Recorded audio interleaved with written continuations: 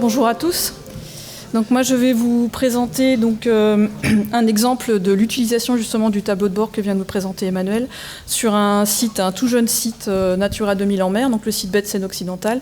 Et donc c'est l'utilisation de ce tableau de bord lors de la fin de l'élaboration du DOCOB. Donc d'abord pour vous positionner les sites baie de Seine occidentale, puisqu'il y a à la fois ZSC et ZPS. Donc ces sites, comme leur nom l'indique, sont situés sur la partie ouest de la baie de Seine, donc en Normandie, sur le département de la Manche et sur la côte est Cotentin.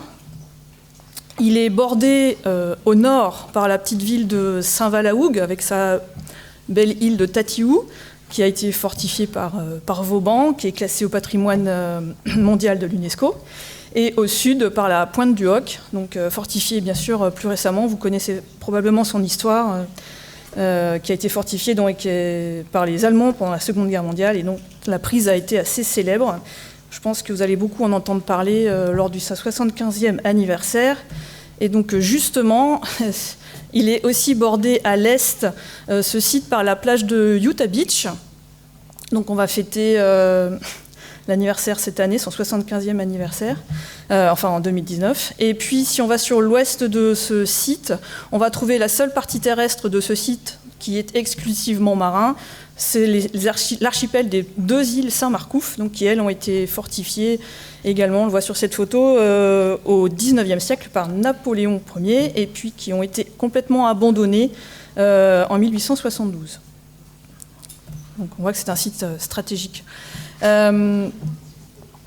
Maintenant, ce site, il est lui-même inséré dans un réseau de sites Natura 2000 en mer cohérent, que ce soit au nord ou au sud ou sur sa façade est également. Et ce réseau cohérent de sites Natura 2000 a été pris en compte lors de la mise en place des mesures sur les espèces mobiles, mais également sur les habitats.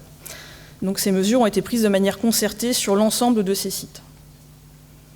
Donc le site baie de Seine occidentale, les sites baie de Seine occidentale, sont très récents puisqu'ils viennent d'être approuvés en 2017 et entrent tout juste en phase d'animation là en ce moment. Alors si je fais un focus donc sur d'abord la ZSC, les enjeux du site donc, sont illustrés sur cette diaporama, et les enjeux prioritaires qui ont été jugés prioritaires sur le site sont le phoque vaumarin, puisque tout au sud-est du site il y a la BDV qui héberge la 2e colonie française de phoques vaumarins. Et puis le marsouin commun, qui est aussi un enjeu prioritaire. En ce qui concerne les poissons amphihalins, ce sont les 3 premiers qui sont présentés, à savoir la grande alose, le saumon atlantique et la lamproie marine, qui ont été jugés prioritaires sur ce site, de par l'arrivée dans ce site de 2 grands fleuves que sont la Serre et la Vire. Et puis, en ce qui concerne les habitats, les 2 habitats prioritaires sont les bancs de sable plus ou moins envasés et les roches abritées. En ce qui concerne la ZPS, donc ce site est très important, toute période confondue dans l'année. En période internuptiale, donc de par sa géographie et sa position, il est à l'abri des tempêtes d'ouest. Donc c'est un site stratégique pour pour mettre les oiseaux à l'abri des tempêtes. Donc c'est un site de repos et de repli. Donc on trouve de nombreuses espèces, et celles qui ont été par la hiérarchisation jugées prioritaires sur le site en période internuptiale sont les 3 espèces de plongeons. Donc là vous avez le plongeon catamaran en photo, et également pour les espèces en période migratoire, les mouettes mélanocéphales et pygmées, et le puffin des Baléares, lui plutôt sur la période d'estivage. En ce qui concerne la période de nidification, donc les îles Saint-Marcouf que je vous ai présentées tout à l'heure hébergent une très importante colonie de goélands, donc les 3 espèces de grands goélands, et puis les 2 espèces de cormorans. Et au sud, les falaises du Bessin, donc la pointe du Hoc, hébergent une très grosse colonie de fulmars et de mouettes tridactyles, et c'est la mouette tridactyle qui a été jugée l'enjeu prioritaire pour le site baie de Seine occidentale, qui lui sert de zone d'alimentation. Et les 3 goélands, donc argenté, brun et marin, et les 2 cormorans, eux, sont des enjeux forts du site. Donc maintenant, je vais vraiment vous dérouler comment on a utilisé le tableau de bord pour intégrer le tableau de bord dans l'élaboration finale du DOCOB. Mais je vais juste me baser sur un enjeu, donc l'enjeu de la ZPS, un enjeu fort de la ZPS, qui est le cormoran huppé, sur lequel on a beaucoup travaillé. Donc Il y a 2 OLT qui concernent cet oiseau. Tout d'abord, donc, le maintien et l'intégrité de la colonie qui est basée sur les îles Saint-Marcouf, et puis le maintien des capacités d'accueil de la baie de Seine pour les oiseaux marins et côtiers, que ce soit en période de reproduction, mais également en période internuptiale. Donc maintenant, je vais dérouler le haut du tableau qui concerne donc l'état de conservation de l'enjeu. Et donc on a déroulé toute la méthode enjeu par enjeu. Donc là, pour le cormoran huppé, l'état souhaité, c'est donc bien sûr un maintien, voire une amélioration des effectifs, que ce soit en période de nidification ou en période internuptiale. Et puis, bien sûr, il participe aussi à l'état souhaité d'un maintien ou de l'amélioration de la richesse spécifique de ce site, toute période confondue. Donc cet état souhaité, il va être renseigné par 2 indicateurs, que sont la population en période de reproduction, mais également en période internuptiale. Et ces 2 indicateurs vont être renseignés par différentes métriques, dont l'évolution de la représentativité des 3 colonies cumulées, et puis également l'évolution de leurs effectifs, que ce soit donc en période internuptiale ou en période de reproduction. Et puis on va également se baser sur la métrique qui est la productivité du cormoran huppé et l'évolution de cette productivité au regard de ce qui se passe dans les autres sites. Un autre état souhaité, bien sûr, c'est le maintien, voire l'amélioration de la capacité d'accueil du site pour les oiseaux, toutes périodes confondues, à savoir donc l'accessibilité, la disponibilité de la ressource et sa qualité, et bien sûr la tranquillité pour pouvoir y avoir accès. Et ça va être donc renseigné par un indicateur d'état que l'on a nommé donc capacité d'accueil sur le site pour les oiseaux nicheurs, mais également pour les oiseaux en période internuptiale, il y a le même. Et puis les métriques qui vont pouvoir permettre de renseigner cet indicateur sont donc, on va étudier l'évolution du régime alimentaire du cormoran huppé, notamment en période nuptiale, également le déplacement ou non de ces zones fonctionnelles, notamment de ces zones d'alimentation, et puis l'état corporel des jeunes cormorans. Donc pour renseigner ces métriques, différents suivis ont été mis en place. On s'est basé notamment sur les suivis qui sont mis en place dans le cadre du plan de surveillance de la directive 4 sur le milieu marin, parce que c'est important que les sites Natura 2000 participent également à ce plan de surveillance et vice-versa. Donc là, on a utilisé donc, le suivi des effectifs donc sur les 3 colonies, puisque vous avez bien compris que le site était bordé aussi par 2 autres colonies et que ces colonies viennent s'alimenter et se reposer sur le site. Donc on prend en compte les colonies aussi voisines. On va aussi étudier donc, le taux de reproduction des jeunes du cormoran huppé. On va, donc, pour le suivi des zones d'alimentation, 15 cormorans ont été équipés de balises GPS au mois de mai 2018. Là, on attend encore les résultats de l'étude, mais donc 15 cormorans qui sont en train de nourrir des jeunes ont été balisés pour voir où sont les zones fonctionnelles et les zones d'alimentation. Donc l'état des jeunes cormorans a été pris à ce moment-là, lors du bagage et de la pose de balises. Et puis, pour la période internuptiale, notamment, a été mis en place également en 2018 des suivis aériens, couplés à des suivis nautiques qui auront lieu essentiellement donc, sur le site baie de Seine occidentale, donc ici. Donc les suivis aériens vont être faits sur toute la baie de Seine, dans le cadre d'un appel à projet biodiversité de l'Agence de l'eau.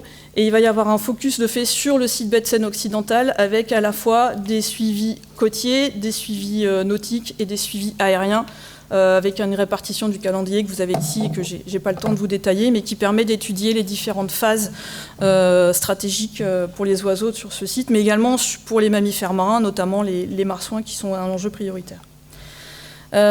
Donc ces différents suivis, on a quelques premiers résultats, puisque là on est dans la tout début de la vie du site. Là on avait besoin d'avoir un état initial avant que les véritables mesures que les mesures soient mises en place.